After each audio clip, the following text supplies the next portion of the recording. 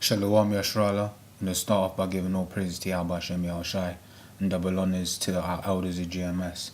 This one, I'm just going to talk about what the Bible says about equality. I mean, we're coming up to the 50th anniversary of that Martin Luther King speech that apparently did so great. I mean, the other day, the elder made a video, and I'm always making videos, but in the video they said that we was better separated when we came together. We started getting diseases, all of this dodginess started happening to us.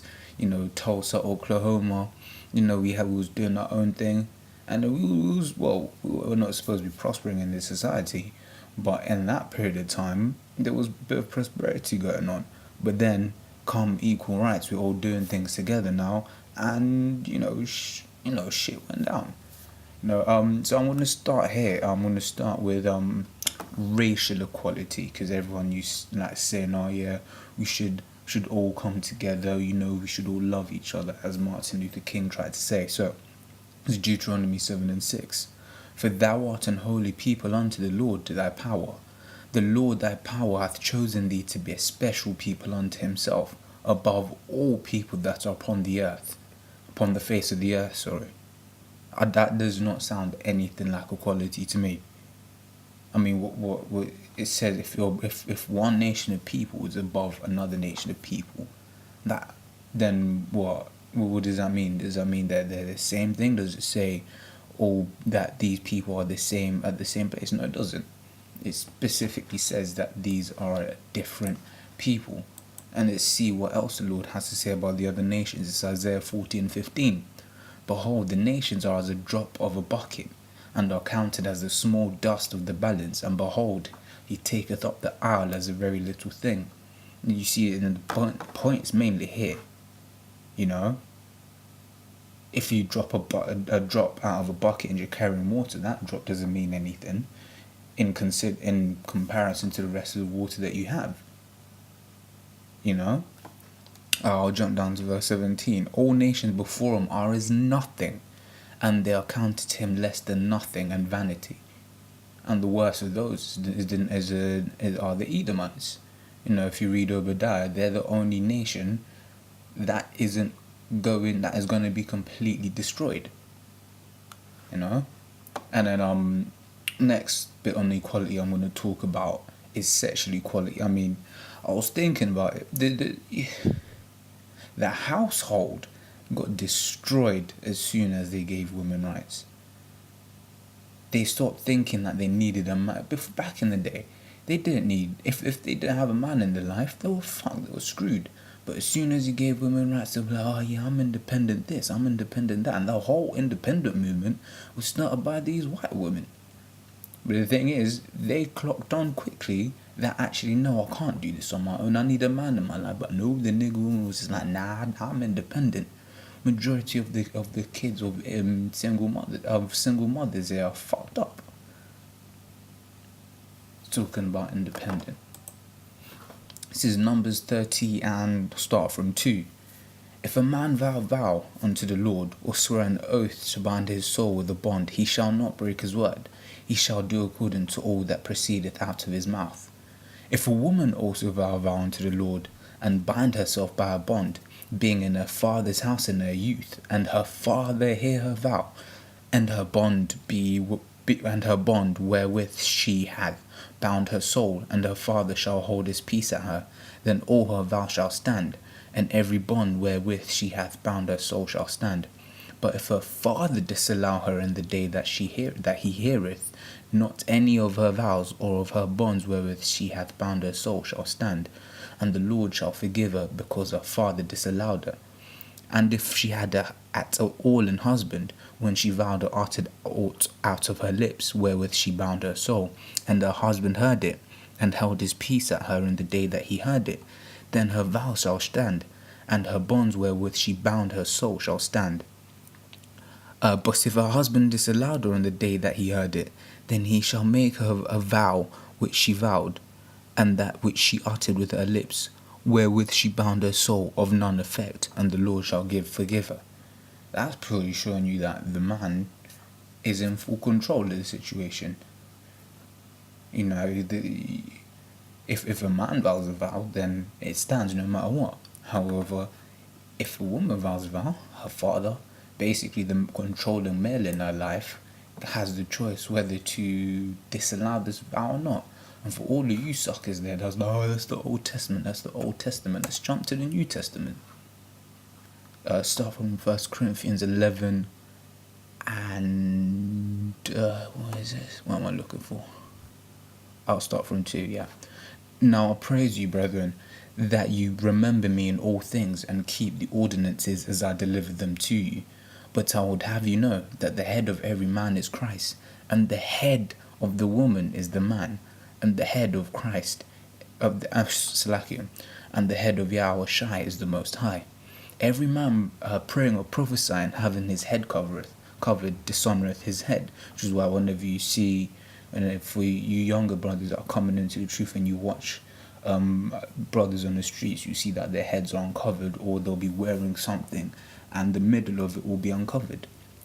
But every woman that prayeth or prophesieth with her head uncovered dishonoureth her head, for that is even all one as if she were shaven. For if the woman be not covered, let her also be shorn. But if it be a shame for a woman to be shorn or shaven, let her be covered. For a man indeed ought not to cover his head, for as much as he is the image and the glory of the Most High, but the woman is the glory of the man. For the man is not of the woman, but the woman of the man. Neither was man created for the woman, but the woman for the man. You know, that's plain to me. Yeah, it's straight to the point. Don't really have to talk about that one. This is 1 Corinthians 14 and 34. Let your women keep silence in the churches, for it is not permitted unto them to speak, but they are commanded to be under obedience, as also saith the law. Now, if you're in any situation and one group of people are allowed to do something and the other group isn't, then that means that one group is above the other. This here is not equality. And 1 Timothy 2 and 2.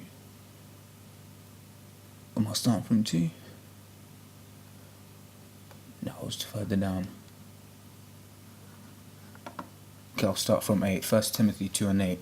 I will therefore that men pray everywhere, lifting up holy hands without wrath and doubting. In like manner also that women adorn themselves in modest apparel, with shamefacedness and sobriety, not with broidered hair or gold or pearls or costly array. Now this is all you know, when you go to these big shopping areas, all you see is shops of women. You know, if you want a top, you know, and let's say in here in what you call it, in London, you know, the other day I needed to get some stuff for work. So there I thought, yeah, maybe if I go to this place, there'll be a big section for men, so I can actually buy something that I can wear to work, and that ain't too expensive. Because, you know, anything to do with men, it's bloody expensive. But these women, you know, you'll be walking past shops, dresses for £5. You know, and these dresses, they're not even dresses, they're more or less lingerie. And that's what it says, adorn yourself in modest apparel. And then these women will come to you and say, oh, why are you looking at my breasts? If your breasts are hanging out, that's these evangelical women from these evangelical churches do the same thing as well. They then try accusing you of being a sinner, when if it's all in your face, you know, it's like, how can I, it's men, but when are men in it, we're gonna look. But if you cover it for yourself, then that's a different story. Let me carry on. But which becometh women professing godliness with good works? Let the woman learn in let the woman learn in silence with all subjection, but to suffer not a woman to teach, nor to usurp authority of the man, but to be in silence. For Adam was first formed, then Eve. Look at that. That's plain. And the last bit on this equality thing I'm going to do, it's like, you know, I'm watching Russia Today, and literally every day for the last month or so, almost from the beginning of the games out there in Russia, you know, all I've been hearing is LGBT rights. And for those that don't know, that's lesbians, gay, bisexual and transsexual rights. Well, that's wickedness. That's absolute folly. And this is what the Bible has to say. If a man also loveth mankind as he lieth with a woman, both of them have committed an abomination. They shall surely be put to death. Their blood shall be upon them. It doesn't say anything about we have to give you rights.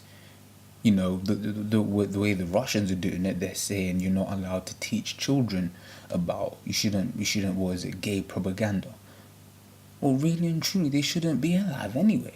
And you know, you hear cases of that going on in places like Russia where I remember it was on the news, some kid got killed because apparently he made a gay joke, as in like he said he was gay or something like that. That's what his dad was saying, because obviously no dad wants to admit that their son is gay.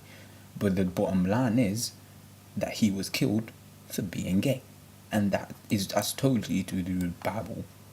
You know, and people try to say, oh, but what about when blacks were in slavery? Wouldn't you have wanted equal rights? I mean, we was in slavery, one, because of fulfilling prophecy, and another thing, slavery ain't over. You know, you see you walking up and down, and you see the way these crackers look at you. You know they're not. They know they don't like you.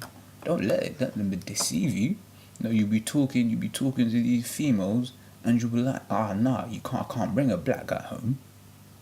You know, I know people. You know, like I can't bring the black guy home. It's because these people don't like you.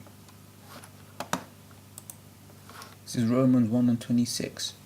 For this cause the Most High gave them up unto vile affections, for even their women did change the natural use into that which is against nature. And likewise also the men, leaving the natural use of the woman, burned in their lust one toward another, men with men working that which is unseemly, and receiving in themselves that recompense of their error which was meet. This is talking about these homosexuals. I'm just going to look up this word. Where is it? Because also natural women burnt in their own lust, men working that which is unseemly. Look at that. Look what that word means. Unseemliness. An unseemly deed of woman's genitals, of one's nakedness, shame. Now let's read that in context. And likewise also, leaving the natural use of the woman, burned in their own lusts, men working that which is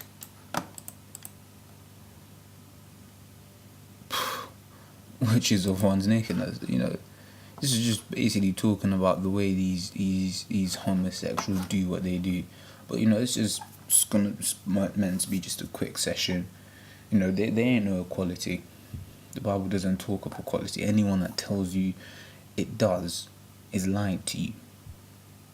Never does it say that. I mean, people often say, you guys are racist. Well, God is racist, as we read right from the beginning in Deuteronomy and Isaiah. You know, we're not supposed to be putting these women in high esteem, because they're not supposed to be in high esteem. The man runs things here, not the woman. Doesn't work that way around. That's folly. That's wickedness. Because you've seen how these women get as soon as they get a bit of power. But you know, it's just meant to be a quick session. Shalom.